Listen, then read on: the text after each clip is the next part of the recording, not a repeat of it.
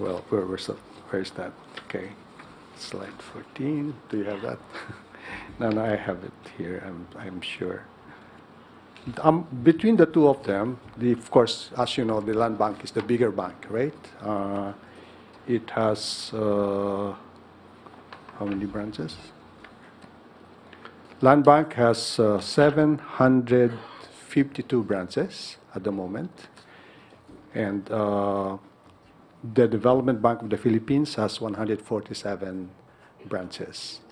Now, we mapped them, and maybe as a result of the merger, only 22 branches of DBP will be retained, and that the plan is that Land Bank will have a branch in all LGUs in the Philippines. Okay, it could be a combination of light branches or the big branches, ATMs, etc. Okay.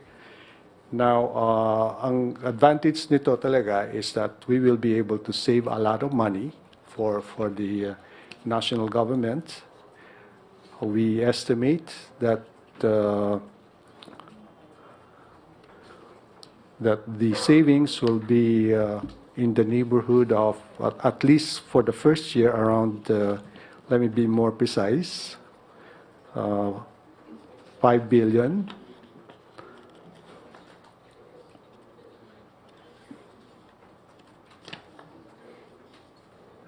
Let me see, okay.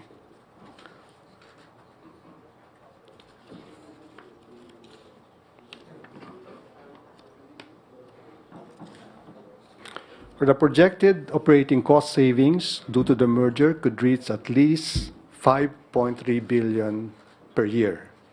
So for the next 4 years, at least 20 billion, okay? And this is even understated because this does not include revenues that can be derived from the sale of redundant assets of DBP's various properties, such as its head office in Makati, a property in BGC, various branch properties, equipment, and licenses, and income that can be derived from the proceeds of such sale. Okay. So any question on the first topic? None? No question? Let me go to the second topic, which is, again, this is another game-changing reform. I said this is more complicated than the first topic because I told the President, your predecessors have decided to kick the can down the road. They don't want to address this. I usually call this the elephant in the room. Nobody would like to touch it, and they simply ignore it. And this is the military and uniform personnel pension reform. Okay. So we met with DILG Secretary Benhar Abalos and DND Secretary Galvez. And let me describe to you the present pension system. No? The pension system covered by this are those from the Armed Forces of the Philippines, the Bureau of Jail Management and Penology, the Bureau of Fire Protection, the PNP, the Philippine Public Safety College, the Philippine Coast Guard, and the Bureau of Corrections. Now, the current pension system is like this. Now, it's fully funded by the national government. In other words, it's appropriated annually in the budget, but there's no contribution from the retirees. Okay, you have a kind of, that's a unique kind of pension system. Right now, I think it's in the neighborhood of around 120 to 130 billion pesos in the 2023 budget. The MUP pension is automatically indexed to the salary of the personnel of the same rank. In other words, if you are a retiree, if you're a general getting X amount of money, if the salary of the incumbent is doubled, you get your pension doubled also. Okay. Third, when MUPs or military uniform personnel retire, they're given one rank higher, okay? Granted one rank higher. And so pension can be received after 20 years of service with no minimum pensionable age. So some of them, they get recruited at the age of 20, so they can already retire at the age of 40, okay? And you know how long their lives are, right? The military people, they live longer than us, okay? Some at the age of 90, okay? So they retire at 40, they get their pension up to age 90. Isn't that ridiculous? Okay. So we want to reform them, and right now the situation is so bleak. For example, that if you compare the current operating expenditures or maintenance and operating expenditures of the whole AAFP and the capital outlays, so the money they buy for airplanes, etc., it is actually much less than the amount of pension that we are allocating for the retirees. So there will come a time when the current budget will only be about one third or one fourth of the money that we're paying for the pensioners. Okay, so we have to really address that issue. It's not sustainable, and I said if this goes on, there will be a fiscal collapse. So what are the major recommendations? Again, let me compare. You have three groups of people: the military uniform personnel, you have the private sector, the SSS, those who retired under SSS, and those who retired under GSIS, government workers. The average monthly pension, this is monthly, of a military personnel is 40,000 pesos. Compare that to what an SSS retiree gets. It's 4,528. Okay? And what a GSIS personnel get, 13,600. So that the pension that is received by a military pensioner is 9 times higher than the average pension of a pensioner under the Social Security system, and 3 times higher than the average pension under the government service insurance system. So we have 4 proposals. Number 1 is for the reform to apply to all active personnel and new entrants. So once the new system is adopted, all those who are in active service and the new recruits will have to pay their way, right? No longer free, okay?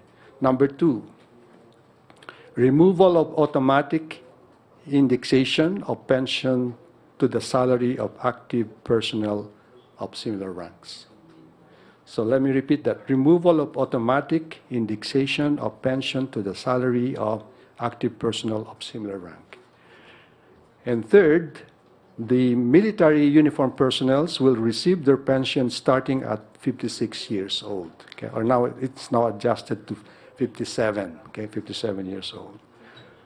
And number 4, mandatory contributions will be required for active personnel and new entrants, similar to the GSIS pensioners. Okay? So, any questions? Okay. Job Manahan, ABS-CBN. Hello po, sir. Good morning po. Sir, dun sa 4 na option na binigay nyo, saan po daw mas leaning si Secretary Galvez? No, there's unanimity that we talked with them, with Secretary Galvez, we talked to Secretary Benhar, Abalos, and they are generally agreed with all the 4. Siguro meron lang sa question dito sa number 3. Kasi right now, I think ang optional retirement is after serving for 20 years, no? Gusto niya sana siguro gawin na daw na after 25 years yung optional retirement. But he will consult with the military personnel on this, no? But in general, the whole cabinet or the whole those who attended the meeting are in agreement with measures 1, 2, 3, and 4. Okay? Pakahaba lang po, sir. Doon naman sa merger, sino po yung clarification na po, sino yung surviving entity, Land Bank or DBP po? Definitely Land Bank, no? Kasi Land Bank is, I think, at least 4 times bigger than the DBP, and that the existing board of Land Bank will survive. Okay? Okay. Chona Yu, Inquirer Radio. Sir, just a quick follow-up on Job's question. How about the President? Is he inclined to approve your recommendations dun sa military retirement? Yeah, he's part of the decision making. Lahat doon, Yeah. okay Oh. sa kanya yon? Okay sa kanya yan. Oo. Okay. Eden Santos, Net 25. Secretary, good morning po. Regarding po dun sa magiging contribution ng mga active military personnel and yung mga new entry Recruits. recruits, Ah. magkano po yung magiging monthly contribution nila if in case? Usually, ang contribution will depend on your salary. Okay? Siguro, meron sa ditong number eh.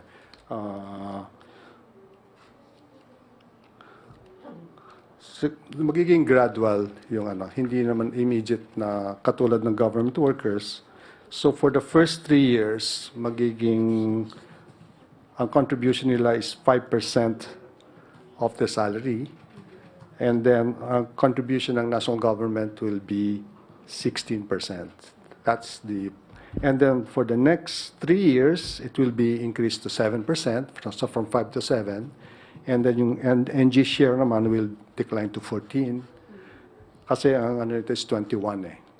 I think that's the contribution of government workers. And then years thereafter, the MUP share will be increased to 9, and then NG share to 12. Okay, so gradual yung ano. Secretary, alam naman po natin na marami na rin mga ganyang recommendations before. Pero ito po bang mga ganitong reforms kailangan pang dumaan sa Kongreso? Kailangan dumaan sa Kongreso. So, in-approve ni Presidente ito, and we will push this to Congress. And we are already talking to some people in Congress who will push this. Okay? Okay. Yun po kasi nagiging problema before kaya hindi po natutuloy yung... Minsan nga hindi na nakakarating sa Kongreso. Dito na install pa lang sa administration pa lang. But the President is recognizing the need for this, no? Talagang ipupush niya. Okay? Hindi po kaya maging ano ito, reason para yung mga military personnel natin, yung mga sundalo ay ma-demoralize or Hindi naman. umalma, mag-a-class. Hindi naman. Kasi as you know, recently, noong 2018, dinoble yung sweldo nila eh. Di ba? So, and kaya nga gradual yung contribution nila from 5 to 7 to 9. Di ba? And so, I think naintindihan din nila that they have to, again, mag-cooperate with the rest of society. No? Otherwise, magbo-blow up talaga, magbabalon talaga yung deficit natin. Okay? Okay. Heidi Sampang, FEBC. Hi, Heidi. Morning, sir. Doon lang po sa merger ng Land Bank at DBP, meron po bang mawawalan ng trabaho? At may estimate po ba tayo kung ilan ito at kung meron pong package na i-offer po sa kanila? Thank you, sir. Definitely, may mawawalan. Okay? Kasi there's redundancy, no? And then marireduce yung number of branches. But there's usually a package naman na bibigyan. Voluntary. And then they can choose to retire. Since they are government official, they can retire under GSIS, or we will offer an attractive package for those who will be separated. Okay? May estimate tayo, sir? Wala pa tayong estimate at the moment. Okay. Sir, mga kailan po kaya yung parang full effectivity ng merger? It's too early to say, but I would think before the end of the year. Okay? Thank you, sir. Maris Umali Tima, GMA 7. Sir, just a follow-up on the merger. Correct me if I'm wrong, but this proposal has been approved in the previous administrations. Yeah. But for those administrations, it has not been implemented, and there are anxieties raised over this merger. So, what made you finally make the president approve this? And what are the reasons exactly to be able to, or what are your responses to the anxieties that are being raised over this merger? As you know, this merger has been approved during the time of Pinoy, okay? President Aquino. No, President Aquino, through the government of GCG, through GCG. It was not implemented. It was taken up during Duterte's term. It was also not implemented. So, but given what's happening now in the globally, you have banks which are now being closed, right? For example, Credit Suisse. Who would have thought that Credit Suisse will go under? So there's really a strong need for solidifying the government bank. We're not saying that DBP or Land Bank they have problems. Okay, yung sinasabi nga nung argument ng DBP, why fix if there's no problem? Hindi naman broken. We're not saying that the current system is broken. But as policymakers, we have to constantly seek better ways of doing things, especially if we want to improve the performance of particular government agencies. So, yun lang naman. And this is also consistent with our right-sizing. That's the focus also of the president, right-sizing the bureaucracy. Because if we are able to do that successfully, then we'll have more money for really essential projects like healthcare, education for our people, and infrastructure. So, yan. Okay? Sir, one last regarding naman the issue on the pension. Because you mentioned that it still has to go through the Congress, and in the past, talagang hindi rin umaabot halos sa Kongreso. So, meron po ba tayong ibang plano kung sakaling hindi na naman ito ma-approve? Because you mentioned a while ago na talagang malaking ikakalugi na kung hindi ito maipatupad pa. I think President Marcos Jr. is in the best position to push through with this reform. As I mentioned, his predecessors simply kicked the can forward, right, without success. Why did I say that? Remember that he is, I think, the first president who was elected by a significant majority, right? 60%. Yung ibang presidente, they were only elected by 25% because of the number of candidates, di ba? So he really has this very strong support, and he's willing to spend his political capital for this because nakikita niya na pag hindi niya ginawa to, there will be a fiscal collapse in the future. Secondly, Mr. Marcos also has very strong control of both houses of Congress. So it's going to be less problematic for him to push forward such a major reform. Okay. Harley Valbuena, DZME. Hi, good morning. Sir, the Congress already ratified the bill amending the fixed term of military officers. So if this bill becomes a law, do you believe, sir, that this will become a hindrance or a factor for the implementation of the military pension reform if this pushes through po, sir? Absolutely not. That's separate. That's a separate issue. Okay. Thank you. Okay, Alvin Baltazar, PBS. Secretary, magandang umaga po. Secretary, doon sa mga mawawalan ng trabaho, doon sa merging, paano ba yung magiging proseso doon sa notification para doon sa mga hindi papalarin?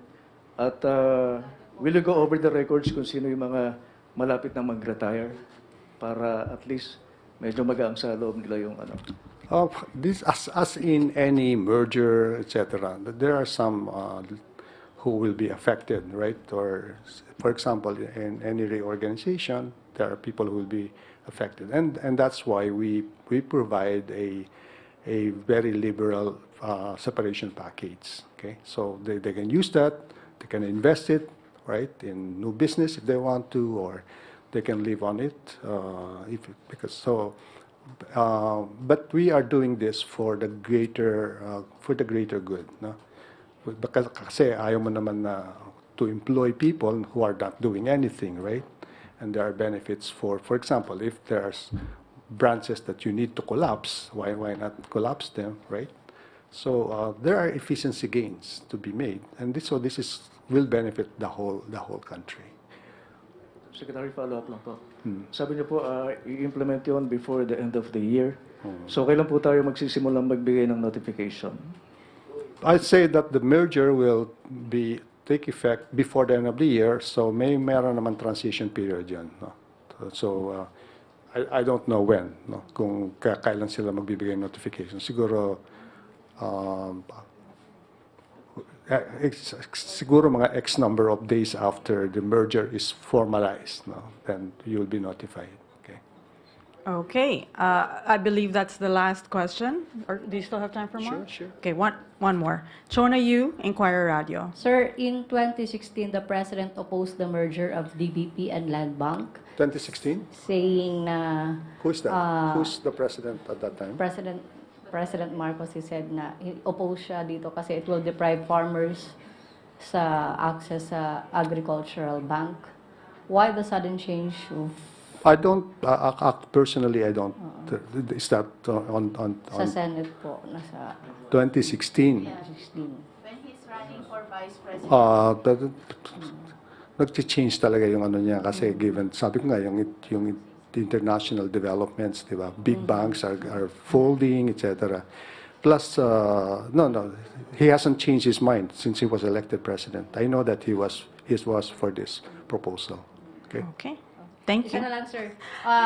Sa water crisis, sir, ano po ba ang ginagawa, magkano ang budget allotted for El Nino preparations ng government?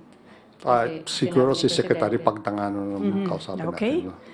Thank you so much, Secretary Diokno, for briefing us on the proposed merger of Land Bank of the Philippines and Development Bank of the Philippines, as well as the proposed military and uniformed personnel pension reform program. Thank you very much. Have a good afternoon, everyone. Thank you.